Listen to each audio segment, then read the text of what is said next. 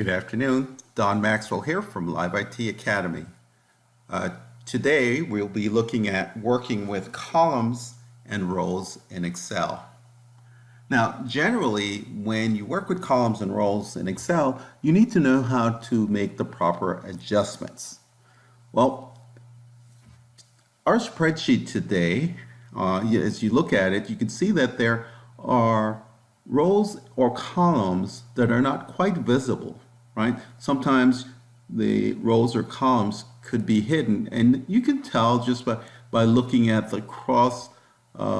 Here's looking at the column letters CE, for example, or 3 missing 4 and 5, that the data in the spreadsheet is not visible. How can we make it visible? Well, one way to do it is to go to the Select All button here. The Select All button is between the column A and the row 1.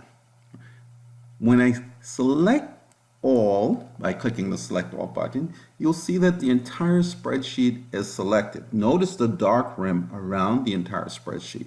That means every column or row, every cell within this worksheet is highlighted.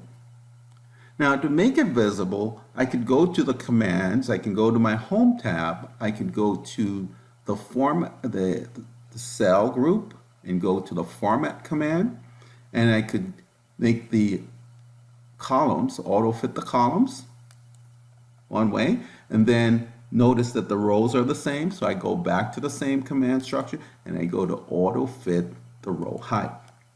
Now you can see that everything is visible, and I could deselect the Select All by clicking anywhere in my spreadsheet.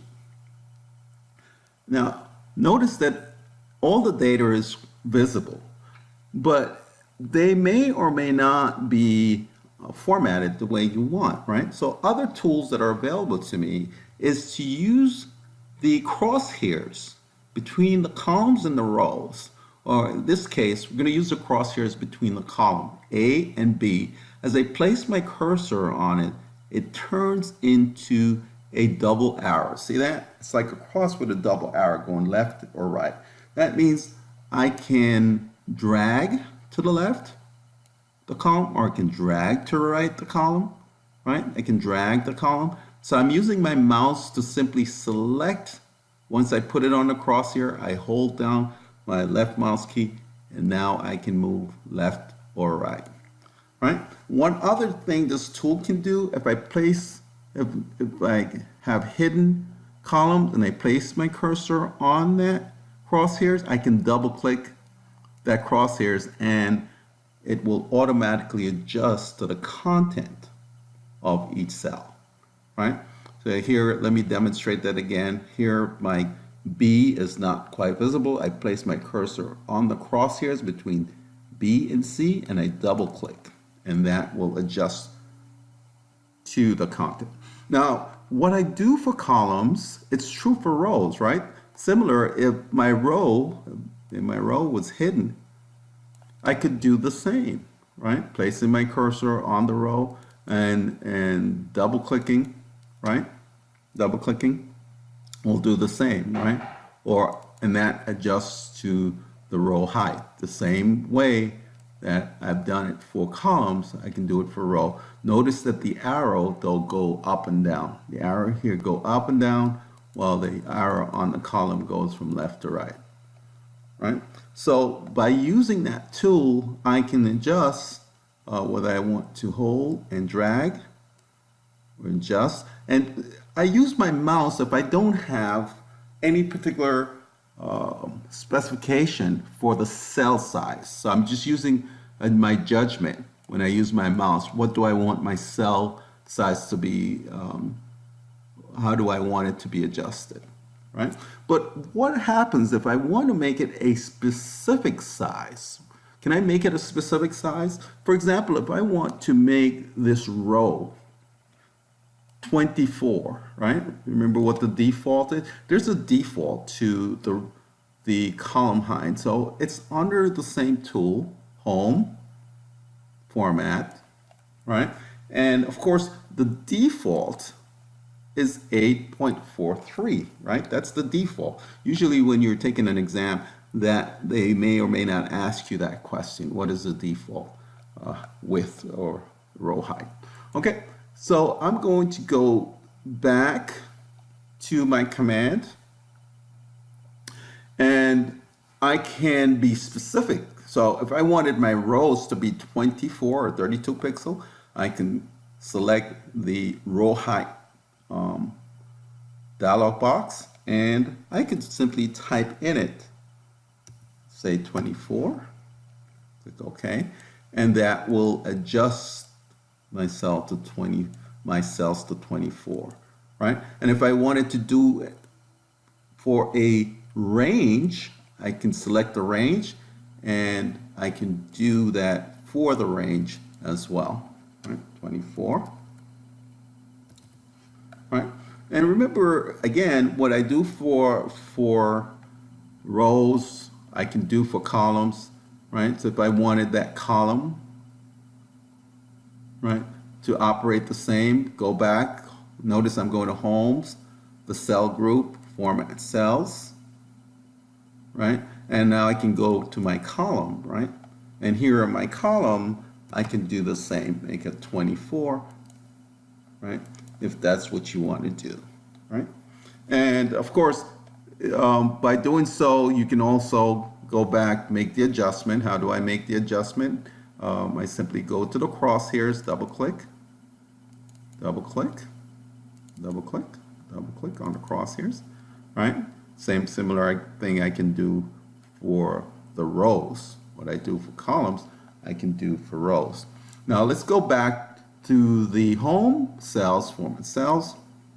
And again, sometimes you may see that the content of the cells are not visible because they're hidden. So here I have the option of hide on hide, right? So let's say the D column was hidden, right? As the D column hidden, I can see that A, B, C, no D, right? So how can I get that back, right? So I can go on hide, either by selecting the entire spreadsheet or selecting the column or selecting the row.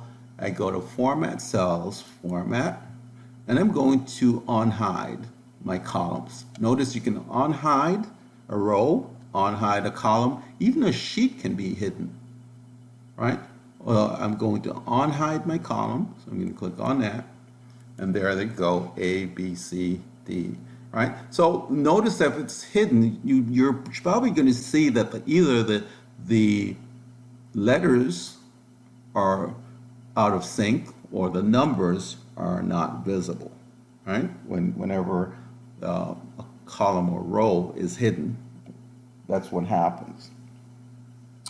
Okay, so a couple of things that I just want to go over. To auto fit more than one column at a time, you drag to select all the column headings of the column you want to widen, for example, and then you double click any column boundary or the crosshairs in that selection. That will open up the column.